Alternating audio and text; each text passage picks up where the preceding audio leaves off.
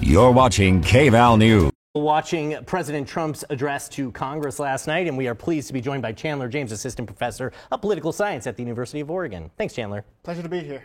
Well, Chandler, this was Trump's first address to a joint session of Congress in his second term. Of course, as he mentioned in his speech, it's actually his fifth address to Congress going back to his first term.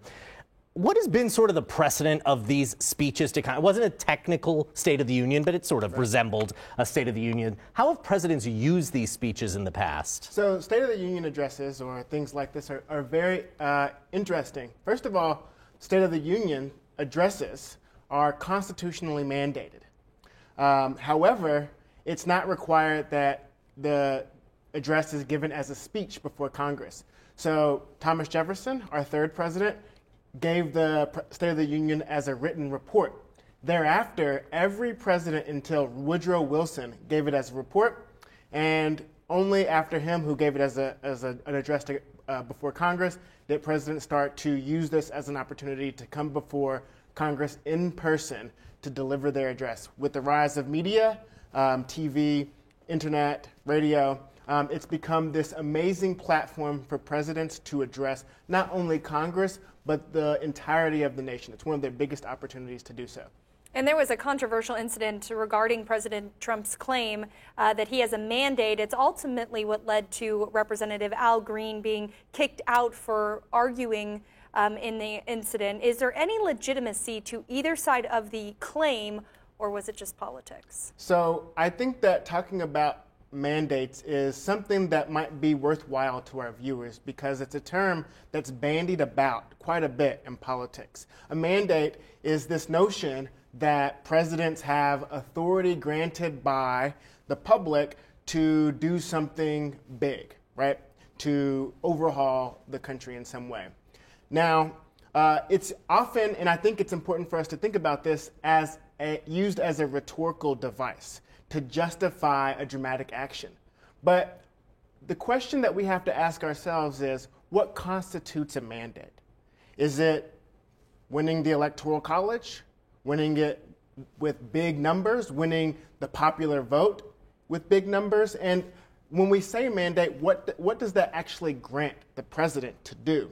Does it mean that they can do things that are dramatically different than expected or what they campaigned about? Does it mean that they can do whatever they want? I think that it's the reality of our politics is that the president has a mandate to the extent that they can institute the policies that they seek through either law, through passing laws via Congress, or through unilateral actions. And those are kind of circumscribed by the courts. So a mandate is just a rhetorical device used to justify a certain action. It doesn't actually mean a lot in the political context, but if people believe you have a mandate, then that might influence them to support your agenda. Now, last night we did see a room that was very divided. So what is the precedent for Democrats' response to Trump's speech? Have we ever seen this level of vocal and visual opposition? So our country has gone through periods of intense polarization and division. We're in one of those periods. We get to see it firsthand, though, which I think is kind of jarring for a lot of Americans. This kind of politics, many people tell me, started in the 90s with Newt Gingrich, but I think it really crested with Obama when he gave the State of the Union address and Representative Joe Wilson said, "You lie."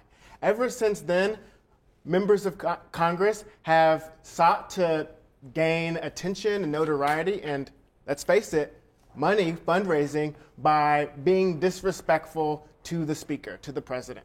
And so Marjorie Taylor Greene did that when Biden was president, and Greene did this with respect to Trump. The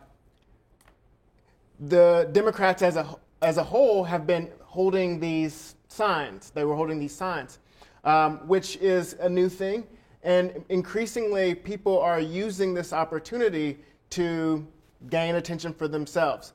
This is the politics that we are in now. And Trump is perhaps one of the biggest showmen and uses his skills from reality TV to do similar things. So it's It's the way that this is unfolding and manifesting is unprecedented, but the level of discord and conflict, this is something that has manifested in our politics periodically over time. Always a spectacle. It certainly was a spectacle last night, and it's always great to get your opinions and your thoughts on how this all played out and what it means historically. Thanks as always for joining us, Chandler. Thanks for having me. All right, we'll have weather with Alan Matthews when we come back.